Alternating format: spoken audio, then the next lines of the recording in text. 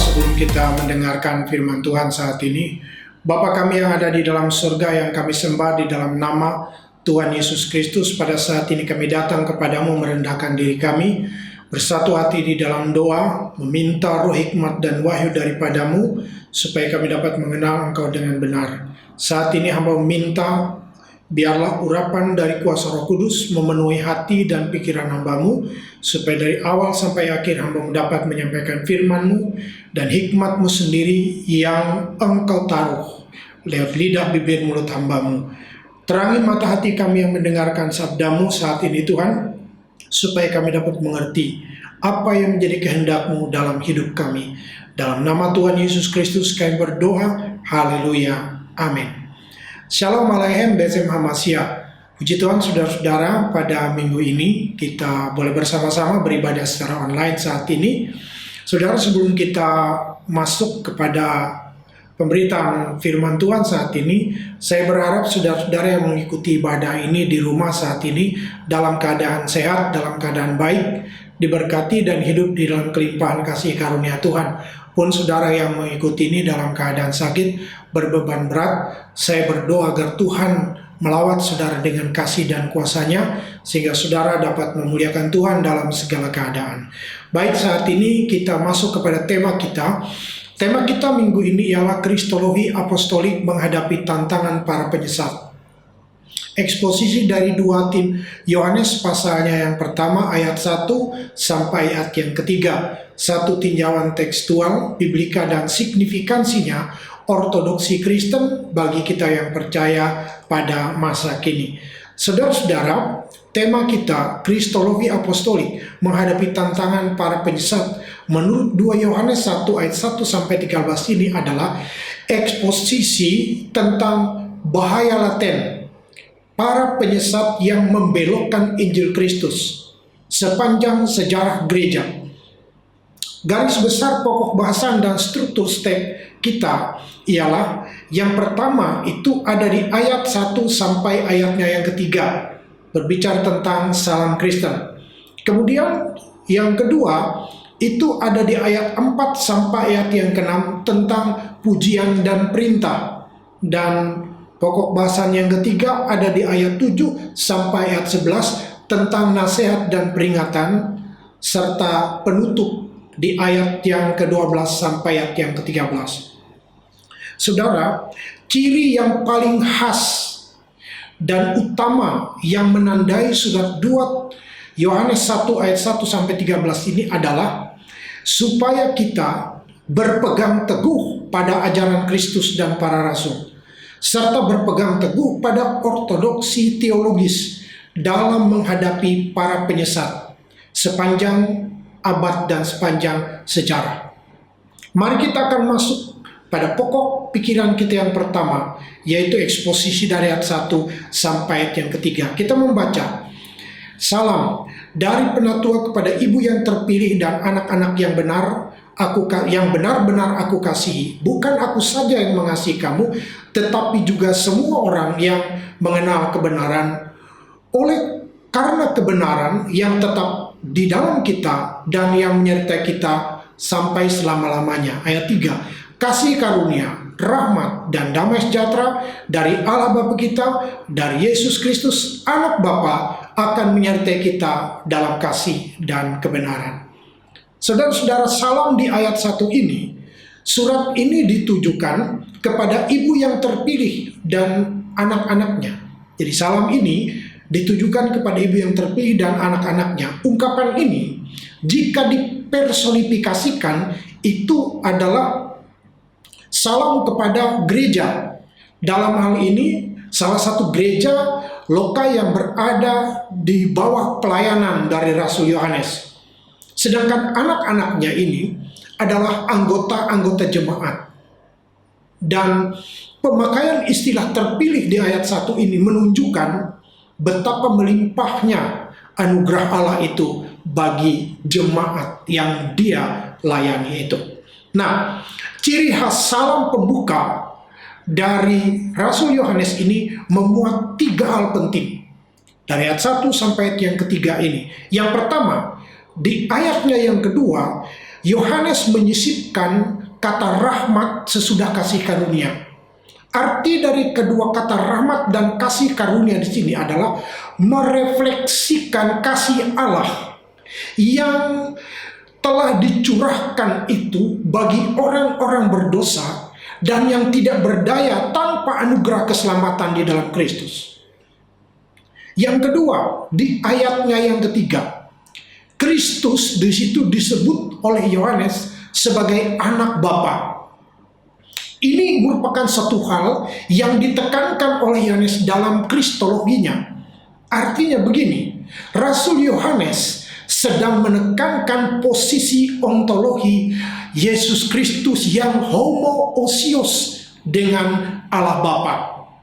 Saudara, sederhananya homoousios itu artinya Yesus Kristus itu sehakikat dengan Allah Bapa itu sendiri.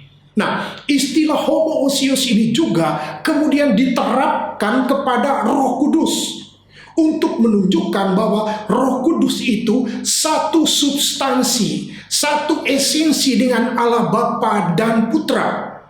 Sehingga gagasan ini, saudara, menjadi konsep teologis yang paling penting atau teologi primer dalam memahami ajaran Allah Tritunggal.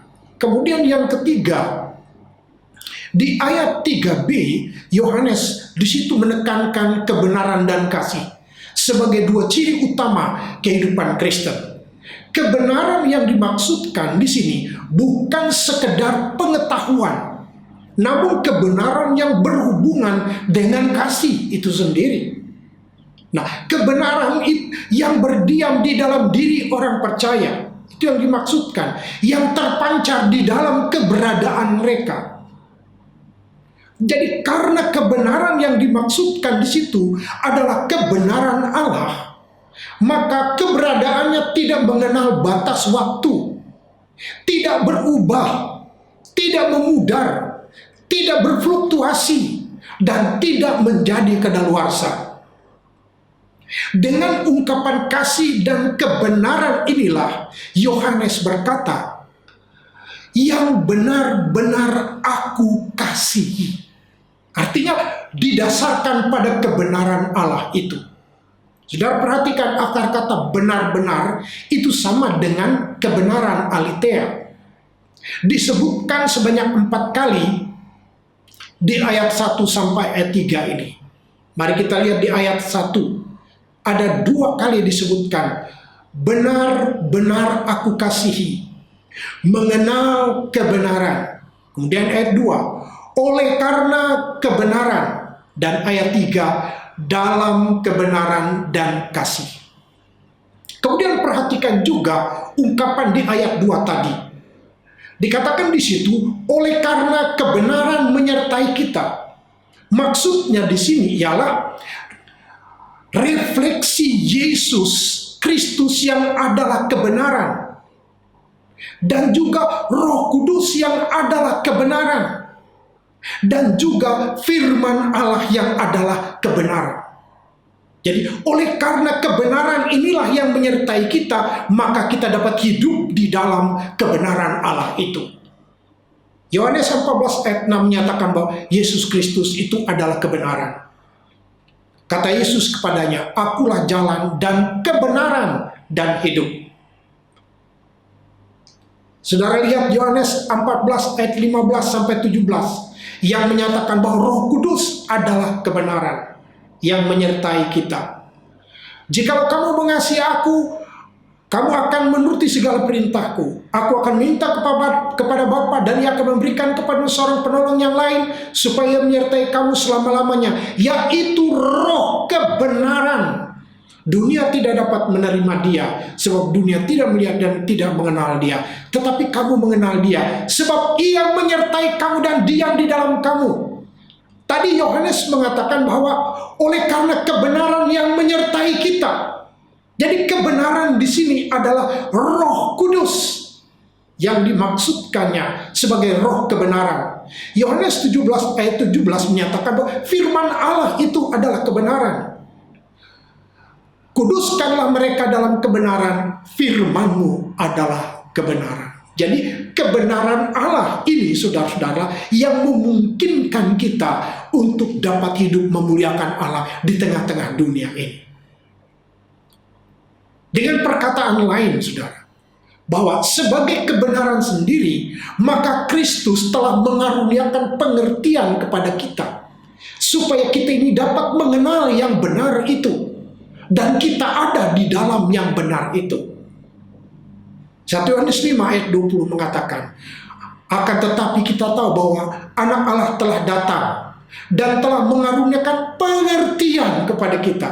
Jadi tanpa Allah memberikan kepada kita roh hikmat dan wahyu untuk mengenal Dia dengan benar, kita tidak dapat mengerti kebenaran. Kemudian kalimat selanjutnya, supaya kita mengenal yang benar, yaitu Allah itu, dan kita ada di dalam yang benar. Kemudian di dalam anaknya Yesus Kristus, dialah Allah yang benar dan hidup yang kekal itu. Saudara-saudara, ini adalah pokok pertama, 3 hal yang tercantum di dalam ayatnya yang pertama sampai ayatnya yang ketiga. Kemudian kita masuk kepada pokok pikiran yang kedua, eksposisi dari ayat 4 sampai 6. Kita membaca, aku sangat bersuka cita bahwa aku mendapati bahwa separuh dari anak-anakmu hidup dalam kebenaran, sesuai dengan perintah yang telah kuterima dari Bapa. Dan sekarang aku minta kepadamu ibu, bukan seolah-olah aku menuliskan perintah baru bagimu, tetapi menurut perintah yang sudah ada pada kita dari mulanya, supaya kita saling mengasihi. Dan inilah kasih itu, yaitu bahwa kita harus hidup menurut perintahnya. Dan inilah perintah itu, yaitu bahwa kamu harus hidup di dalam kasih, sebagaimana telah kamu dengar dari mulanya. Ungkapan hidup dalam kebenaran dan berjalan di dalam kebenaran di ayat 4 sampai 6 ini saudara-saudara, itu adalah peripateo. Di ayat 4 ini kata kerjanya itu merujuk pada gaya hidup Kristen sejati itu. Jadi itu menunjuk pada gaya hidup Kristen sejati itu, bagaimana mereka hidup dalam kebenaran, bagaimana mereka dapat berjalan di dalam kebenaran itu.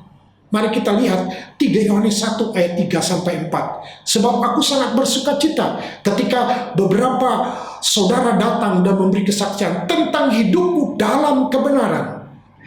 Sebab memang engkau hidup di dalam kebenaran. Bagiku tidak ada sukacita yang lebih besar daripada mendengar bahwa anak-anakku hidup di dalam kebenaran. Dan juga saudara, ungkapan hidup di dalam kebenaran atau berjalan di dalam kebenaran ini juga merujuk kepada hasil.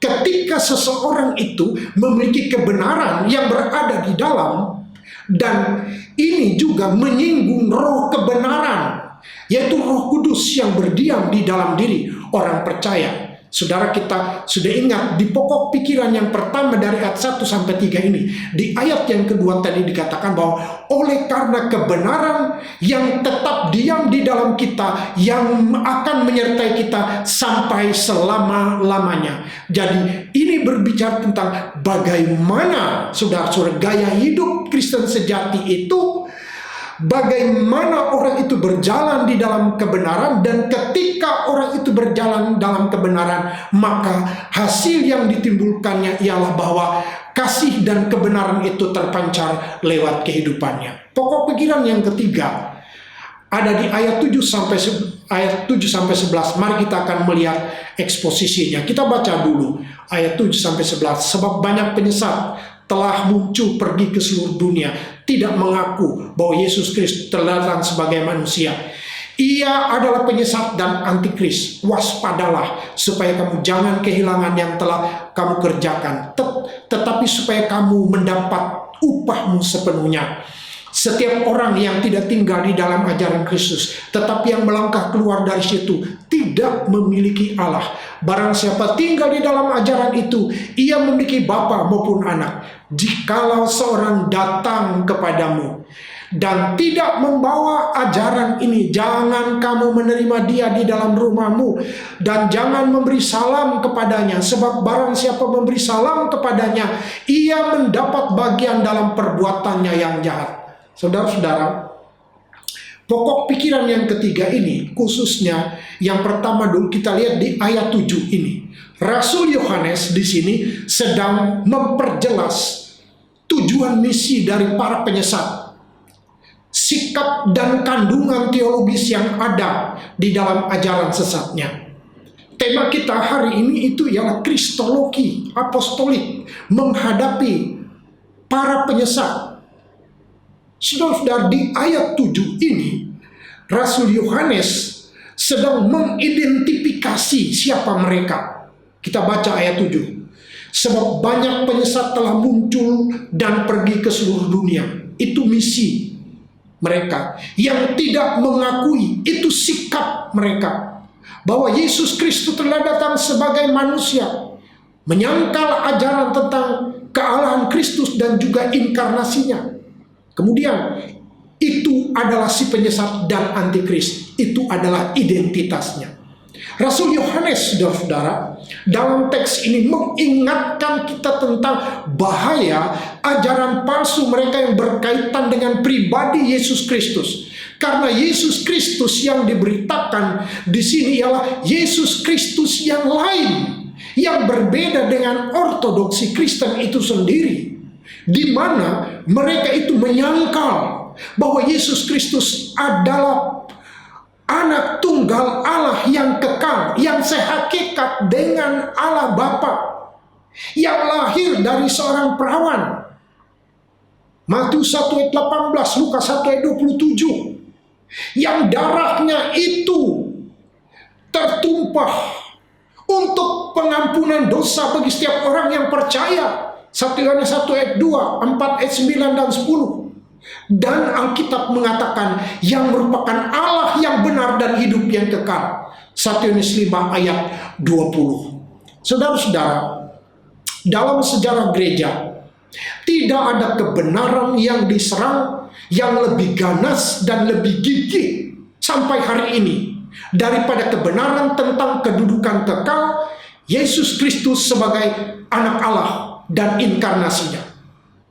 Sejarah gereja memperlihatkan konsili pertama di Nikea 325, konsili ketiga di Efesus 431, konsili keempat di Kalsedon 451. Ini, saudara, adalah penegasan sikap, posisi teologis dan perlawanan resmi gereja yang am terhadap para penyesat dan ajaran-ajarannya yang bertentangan dengan ajaran Kristus dan para rasul. Saudara bisa lihat dari khotbah saya sebelumnya tentang kealahan Yesus Kristus, tentang para bidat dan para penyesat. Di sini saya tidak menyinggungnya, karena saya ingin menekankan tentang betapa berbahayanya, saudara-saudara, para penyesat ini. Satu contoh, konsili para rasul atau sidang di Yerusalem dalam Kisah Rasul 15 ayat 1 sampai 32. Di sini ini adalah bukti, saudara, penggenapan janji Kristus bahwa Roh Kudus akan memimpin orang-orang percaya dalam seluruh kebenaran, seperti dalam Yohanes 16 ayat 13. Bahwa suatu ajaran sesat itu dapat diatasi oleh pimpinan Roh Kudus melalui keputusan para rasul dalam konsili ini. Ayat 28 kita baca, sebab adalah keputusan Roh Kudus dan keputusan kami. Ini adalah bukti bagaimana dalam sejarah gereja selalu ada para penyesat itu, dan bagaimana gereja bersikap terhadap para penyesat itu. Nah, dalam konteks yang lebih spesifik lagi, kandungan teologis dalam 2 Yohanes 1 ayat 7 ini itu merujuk pada posisi kita sebagai orang Kristen yang sejati dan sikap iman yang teguh, agar kita berpegang teguh pada kristologi apostolik dalam menghadapi tantangan para penentang ortodoksi Kristen, yaitu para penyesat, sebagai agen-agen antikristus. Mari kita lihat 1 Yohanes 2 ayat 18 sampai 19. Anak-anakku, waktu ini adalah waktu terakhir. Seperti yang telah kamu dengar, seorang antikristus akan datang. Sekarang telah bangkit banyak antikristus. Itulah tandanya bahwa waktu ini benar-benar adalah waktu yang terakhir. Memang mereka berasal dari antara kita, tetapi mereka tidak sungguh-sungguh termasuk pada kita. Sebab jika mereka sungguh-sungguh termasuk pada kita, niscaya mereka tetap bersama-sama dengan kita. Tetapi hal itu terjadi supaya menjadi nyata bahwa tidak semua mereka sungguh-sungguh termasuk pada kita. Menurut Rasul Yohanes, identitas para penyesat itu jelas diungkap bahwa mereka itu berasal dari kita. Ayat 19 berkata, memang mereka berasal dari kita, tetapi mereka tidak sungguh-sungguh termasuk pada kita. Sebab jika mereka sungguh-sungguh termasuk pada kita, niscaya mereka tetap bersama-sama dengan kita. Tetapi hal itu terjadi supaya menjadi nyata bahwa tidak semua mereka sungguh-sungguh termasuk pada kita. Artinya, walaupun mereka itu mengaku mengenal Allah, tetapi mereka tidak tinggal di dalam ajaran Kristus. Mereka itu adalah pendusta, kata Yohanes.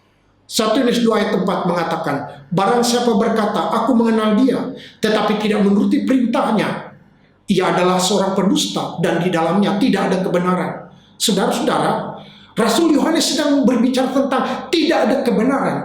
Yang dimaksudkan ialah kebenaran Allah itu, yang dinyatakan melalui Kristus yang telah mati, dikuburkan, dan bangkit itu. Dan kebenaran Allah yang dinyatakan melalui kuat kuasa Roh Kudus itu. Justru kebenaran inilah yang ditolak oleh para penyesat-penyesat ini, yang menganggap bahwa Kristus itu hanyalah manusia dan Roh Kudus itu hanyalah tenaga aktif. Padahal dari awal sikap gereja amat jelas sekali bahwa Yesus itu adalah Allah dan juga adalah manusia. Hipostatik union itu, saudara-saudara, dua kodrat dalam satu hipostasis, dalam satu pribadi. Dan Roh Kudus itu adalah Allah itu sendiri. Ini adalah sikap gereja menurut kitab suci. Dan ini adalah sikap resmi gereja yang dituangkan dalam konsili-konsili gereja. Akan tetapi mereka tidak ada di dalam kebenaran yang telah dinyatakan oleh kitab suci itu. Dengan perkataan lain, Rasul Yohanes berkata, mereka tidak sungguh-sungguh termasuk pada kita. Mereka tidak sungguh-sungguh termasuk pada kita. Kemudian di ayat 10 diuraikan bahwa implementasi serius dari seorang percaya dan kesetiaannya kepada Kristus dan firman Allah mengharuskan ia menolak dan menganggap bahwa para penyesat ini sebagai musuh Injil Kristus. Yaitu mereka yang mengaku percaya tetapi tidak berserah kepada ajaran Kristus dan para rasul. Bahkan juga disebutkan dengan jelas, jika mereka datang membawa ajaran tentang Kristus yang lain, para penyesat ini tidak boleh diterima di rumah. Tidak boleh diterima dalam persekutuan orang percaya, apalagi sokongan karena alasan kita harus mengasihi. Saudara, kita harus mengerti bahwa kasih yang sejati tidak dapat dipisahkan dari kebenaran Allah di dalam Kristus. Sebagai anak tunggal Allah yang telah mati dan dikuburkan, bangkit bagi kita. Kalau saudara memisahkan kasih itu dari kebenaran Allah di dalam Kristus, kasih itu bukan kasih agape. Kasih Allah yang dinyatakan kepada kita itu harus di dalam kebenaran. Jadi bukan kasih manusia, tetapi kasih yang kekal.